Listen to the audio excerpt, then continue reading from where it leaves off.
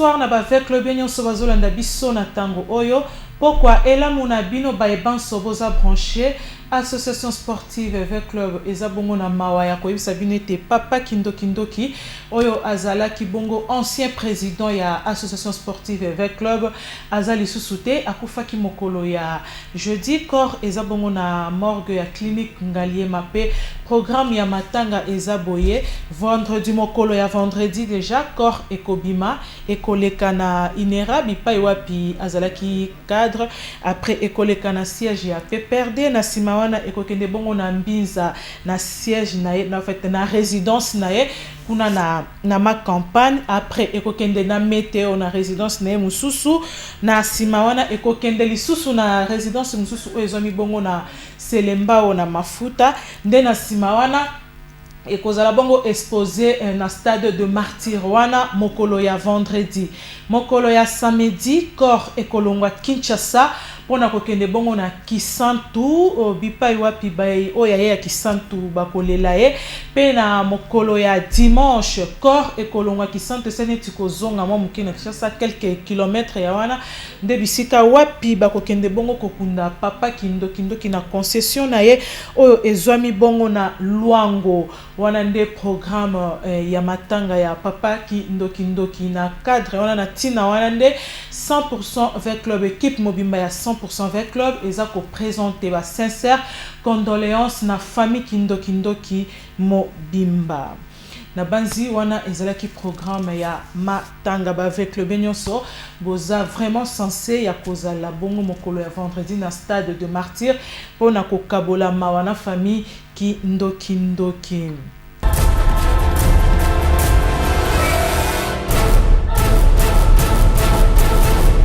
Youssouf Mulumbu, capitaine ya équipe nationale, a créé fondation nae na kombo ya fondation Youssouf Mulumbu. Na cadre wanande a organisé qui conférence de presse au ezomaki na Fleuve Congo Hotel pour na ko présenter neti en fait ezaki bongo lancement officiel ya fondation nae na kati ya conférence wana atalisaki ba motivation oyo epusaki a créer fondation atalisaki ba objectif pe cible nae ezalaki bongo na ndenge alobi eza bongo jeunesse a cible bongo jeunesse congolaise oyo eza avenir ya lobinde na yango na kati ya conférence wana ye moko penza a explikaki maemaso oyo masengeli kozala ndenge ko se dérouler ndenge bakobanda ko procéder pona ko atteindre bongo jeunesse congolaise oyo ye a cible lokola avenir ya lobinde tolanda yemei na micro ya 100% vita ndenge conférence wana elekanaki.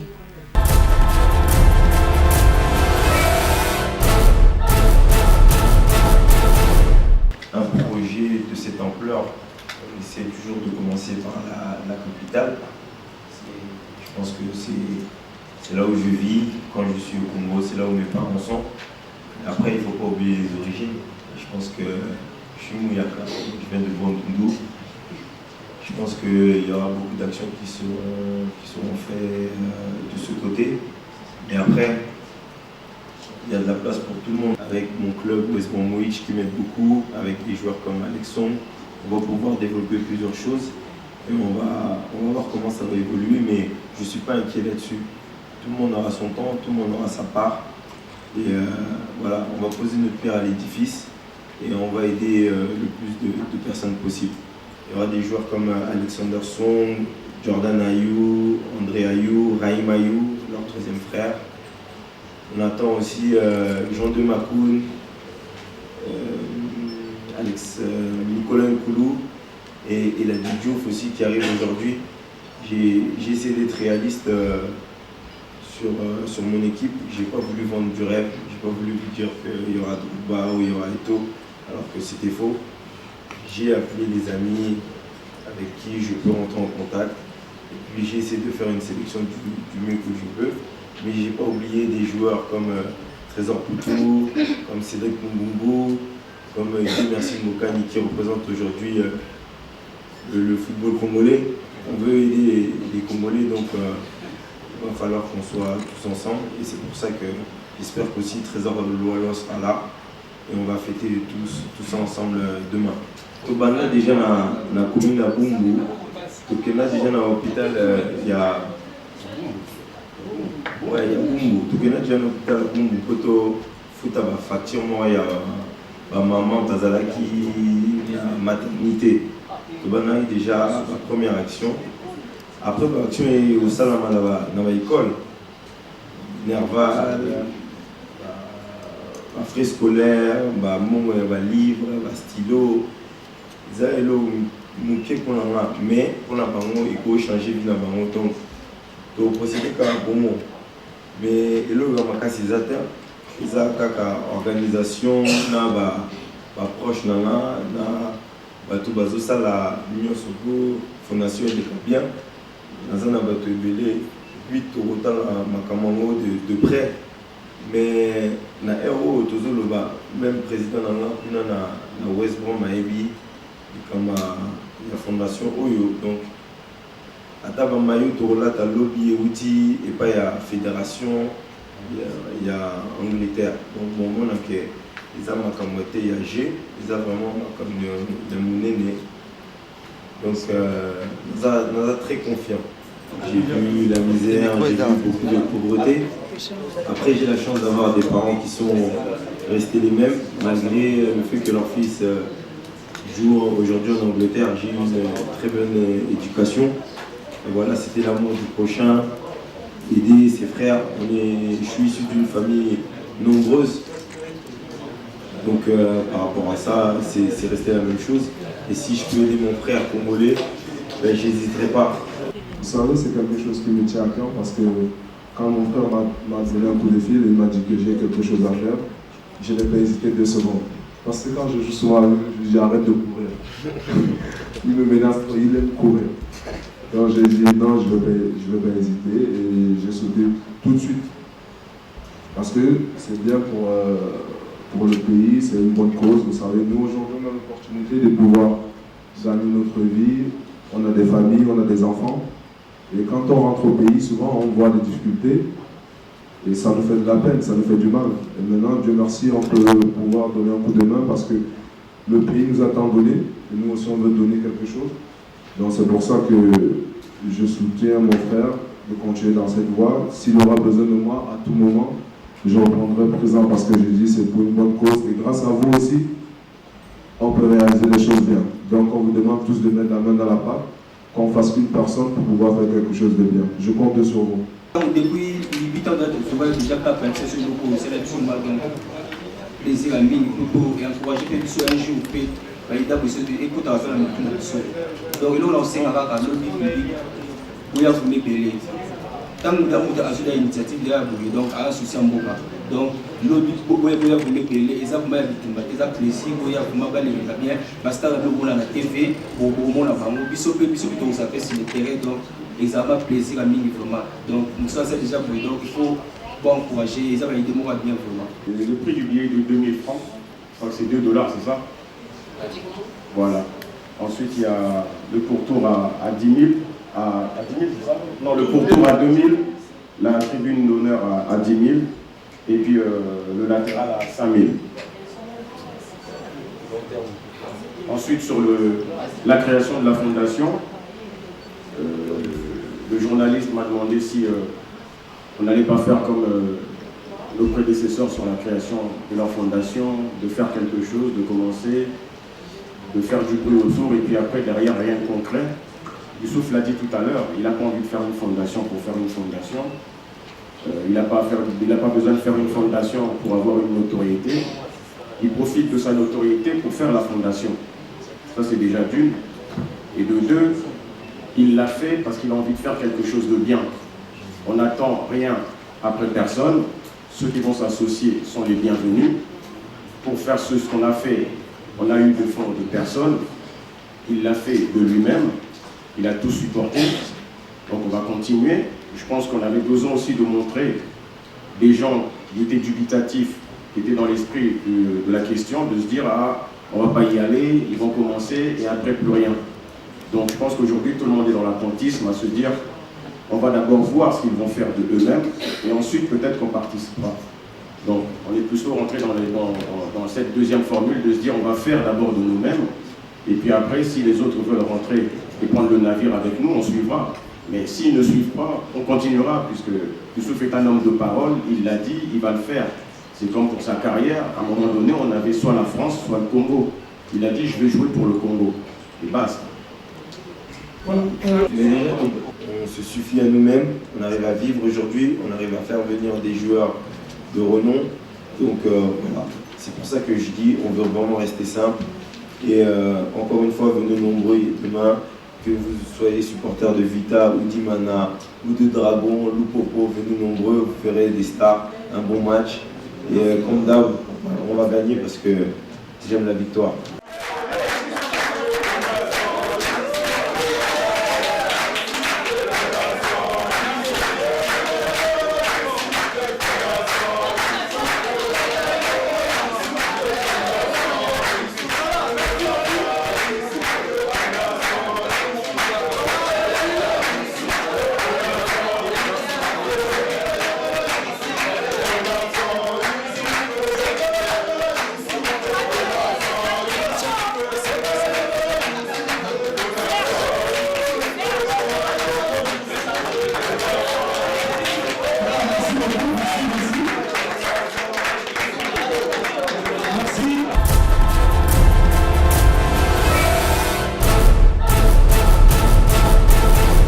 wana bauti kolanda eza conférence de presse oyo ezaki tenue na Fleuve Congo Hotel peye moko Youssouf s'exprimaki na liboso ba journaliste oyo bazalaki wana notamment 100% avec club pe ezalaki wana. Alors après wana mokolo ya lobby mardi eza bongo match de gala avec club contre les amis de Youssouf Yemoko akozala wana na terrain ba camarade naye donc club d'amis naye ba kobeta match contre avec club eza match de gala toujours na cadre ya lancement officiel ya fondation nae ba oyo bakozana lokola ba ami ya Youssouf Lumulumba tozana André Ayou akozala wana, Jordan Ayou akozala wana, Alex Strong akozala wana topé Alexandre toka tango pe Alex donc Alexandre Strong akozala wana, Jean Makanu akozala pe Yeme Youssouf akozala wana na ba joueur na biso ya RDC tozana 13 ans pour toi akozala wana, Kidia akozala Ebunga akozala capitaine ya ASV Club donc bango nyonso bakozala wana bino ba ebanso. Donc avec le bien sportif nyonso bolingaka André Ayou, bolingaka Jordan Ayou, bolingaka Alex Strong donc bozana occasion ya kozala bongo lobi na stade pona ko landa bango ko tala bango ba star préféré na bino ko tala lolenge bakobeta match wana donc eza match de gala na quand il y a lancement officiel ya fondation ya Youssouf donc match wana kozala bongo na stade de Martyr lobby mardi na 15h30 ndene yango bino baye bolingaka foot bino baye bo sepelaka na bastar na bino eza bongo occasion na bino kozala kuna na stade de Martyr pona ko tala bango ko soutenir pe ko assister billet eza 2000 francs eza 5000 francs eza 10000 francs selon makoki na yo olingi tribune d'honneur au footy makoki 10000 francs olingi billet ya 5000 francs olingi ya 2000 francs ndeko eza nango disponible pour na mutu nyonso oyo alingi kozala na stade pe ko soutenir ko sepela elongo na ba star oyo bolingaka nenango na rappeler que match wana ekozala mokolo ya lobby mardi na stade de Martyr toujours na cadre wana oyo avec club aza ko se préparer pour na kokutana le 23 juin na DSMP. Donc na cadre wana kaka avec club a betaki lisusu mokolo ya samedi donc samedi passé avec club a betaki na système PV club a gagné ki 1-0 biwana ezalaki ya mbangi ndaya nazo proposer bino élément ya match oyo avec club a betaki na système toujours na cadre ya ko se préparer komi lengela komi bongisa pona ko kutana na DSMP le 23 juin. Petit mais costaud, Dieu merci Sweka. Talisa Bisoba, image ya match avec club contre système.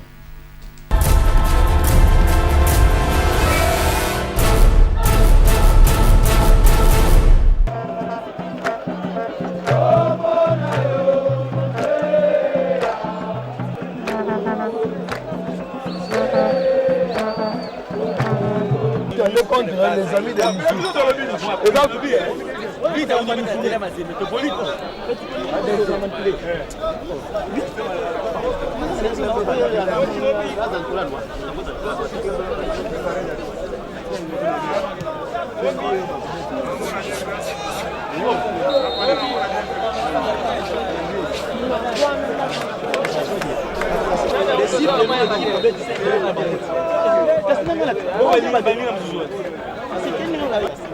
mais il y a 5 matchs, il y a un mois, c'est le bon.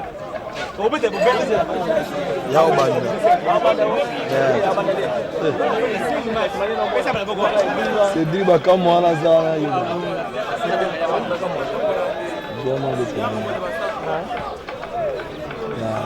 C'est sûr. Ah, ben ça va.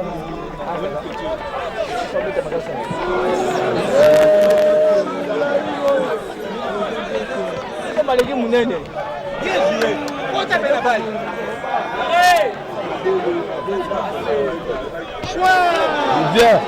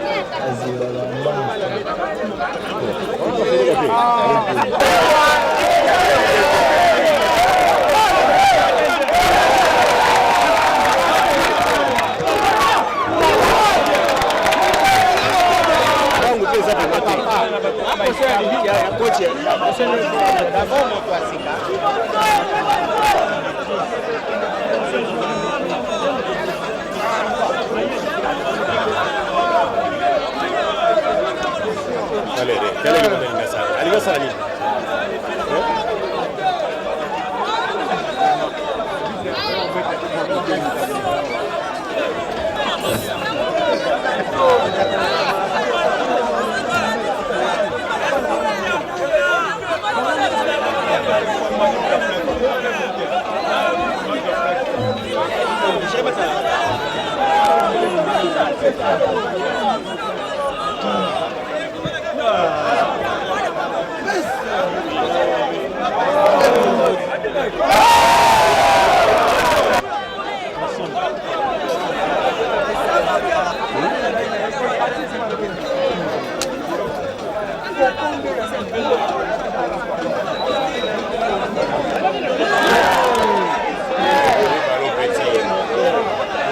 ça va.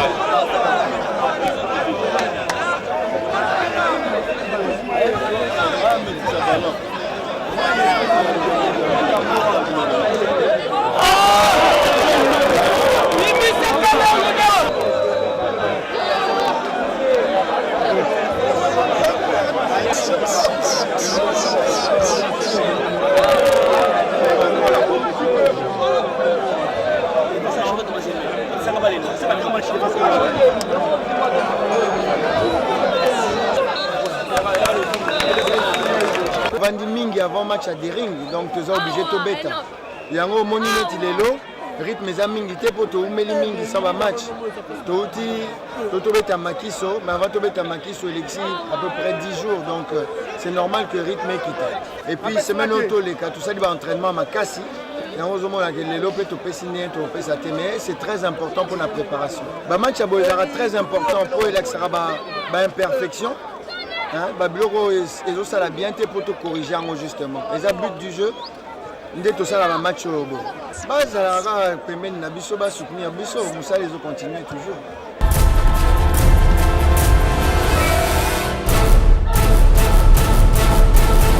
Na bosenga ya bino bana ver ya bino public bosenga ki tozong c'est la bino match au Vert Club a betaka contre Imanape. Vert Club a gagné qui 2 buts à 1. Nena tina on a compé le 23 déjà. Vert Club azako se préparé pour na kobeta na DSMP ndena bosenga na bino tozongi seli bino lisusu élément oyo ya Vert Club contre Imana. Question kaka ya kozonga na mémoire kozongisa makanisi sima poto préparer match ya dimanche le 23. Tolanda élément wana et puis tokutani pour continuer.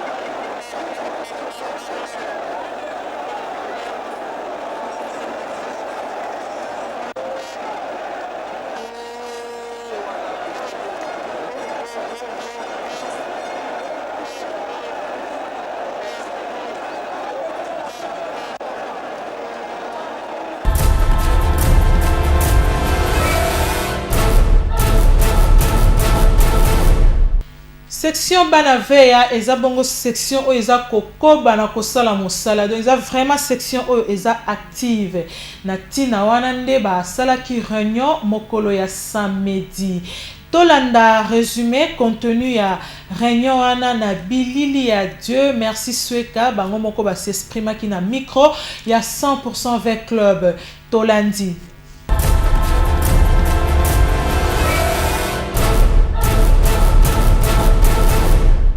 Contexte ya réunion ya lelo tosololaki na oyo etali développement ya équipe na biso AS Club to rappeler na ba membre na biso na ba nyonso oyo bazola balandaka biso tina ya association Banaveya.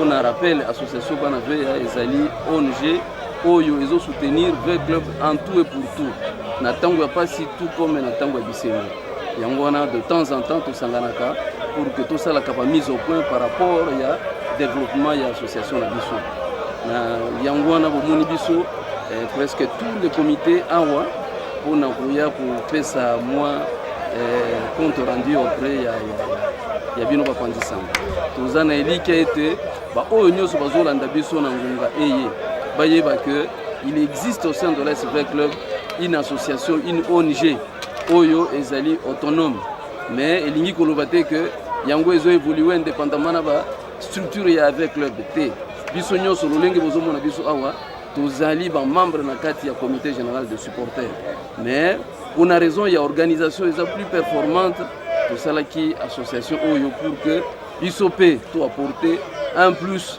na kati ya ASV Club tozana kati opposition te lokola batonso bazokanisa toza ba opposante tozokanisa ndenge nini tokoki kotombola équipe na biso botala mitu etelemia eza mitu ya bato oyo balingaka avec club mingi bo oyo penza baliaka te mokolo avec club bazana pasi yango na tolobi non tomeka ko s'organiser parce que ko s'organiser za mabete na mokili soki mutu s'organisaka te lobaki azanyama yango na to sali structure oyo to bengi bino ba sectionnaire même ba supporter oyo baza intéressé na lisolo na biso bakoki koya bayoka oyo tozana ngo tozotindika mutu te tozoforce mutu te aya eza koya koyoka lisolo soki lisolo esepelisi yo okoti na kati ya nzela oyo biso toza kolanda nyonso toza derrière bakonzi na biso.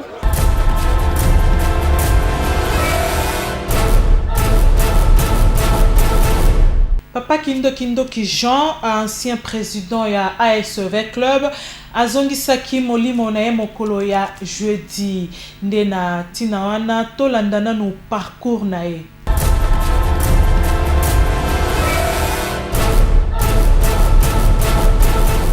L'impolitesse de la mort, promenade sans retour pour les pécheurs. Jean Kindoki keje pona baye ba mesana na ye.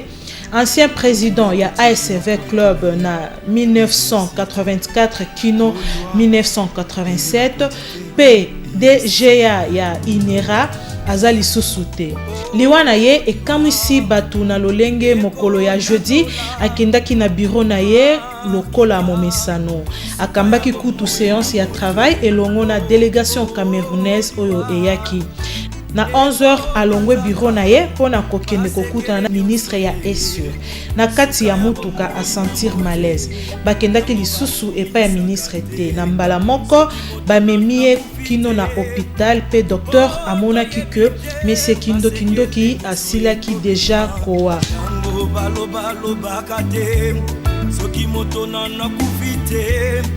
nzoto na ye eza na clinique Ngaliema Matanga eza na Joli Parc numéro 79 na commune ya Ngaliema ma campagne akufi na 77 ans abotami na Kilalu na Bakongo le 16 juin 1937.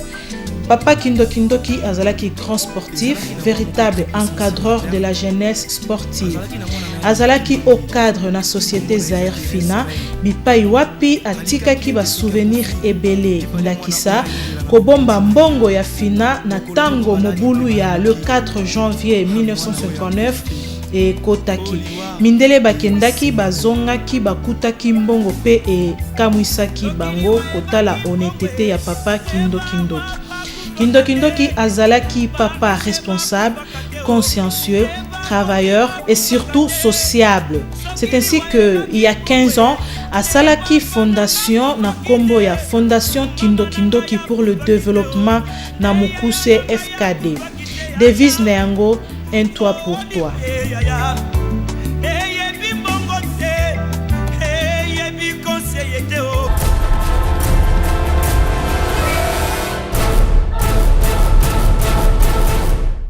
Tokomi presque na suka émission, mais avant to suki sa émission ya pokwa lelo to landana nous va communiquer aux eza ko concerner ba section auto za na section ya section V Anjili, donc eza na élection du comité responsable V Anjili, eza na élection mokolo ya mardi le 18 juin kuna na Njili na complexe scolaire Daniel place Sainte-Thérèse, heure ezabongo 18h. Onyo ça concerné la section Njili eba été élection ezabongo mokolo ya mardi na complexe scolaire Daniel na 18h. Communiqué ami balé ezabongo veille à force tranquille bozana assemblée extraordinaire mokolo ya mercredi le 19 juin na siège na bino kuna na Ferbois Pascal Mokali.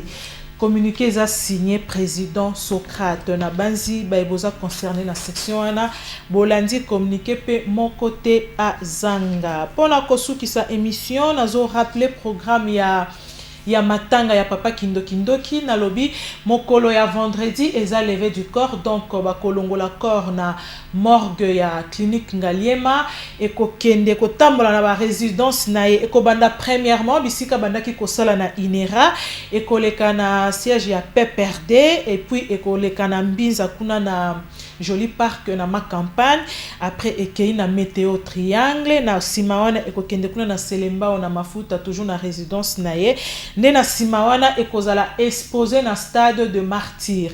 Après mokolo ya samedi corps nzoto ekobima ekolongwa Kinshasa, samedi kino na Kasangulu bipai wapi baye oya ya Kasangulu bakolela e na simawana nde dimanche corps ekolongwa Kasangulu et poussani na okamwa quelques kilomètres neti ozozonga Kinshasa kuna bipai bakokunda e na concession na e na Luango wana ezabongo programme ya matanga ya papa Kindokindoki pona kosuki salisusu nazo rappeler que match ya lobby bozalawana est un match de gala avec club premier mi-temps nazo préciser premier mi-temps est bongo avec club contre les amis de Youssouf, donc ndenge na ote kotanga André ayo akozalawana, Jordan ayo akozalawana, Alex Strong à Kozalawana, Dieu merci Mbokani et Trésor Poutou, Nyon Sopenza à Kozalana, beta match lobby premier mi-temps avec club contre les amis de Youssouf.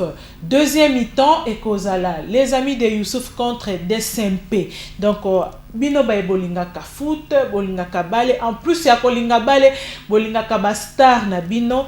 Lobby mardi na stade de martyr na 15h30 bozalawana pour ko soutenir bango to komi na suka ya émission na biso ya pokwa na lelo. Merci na bino ba ebanso bolandi biso e bandeli kino suka Bobo Sanater, rediffusion émission ezalaka bongo mercredi na 11h15 pe diffusion prochaine et kozala lundi prochain à 23h. Merci na benyo swazaki nanga na pokwa na lelo na moni Jean Lumos na ngambo ya régie.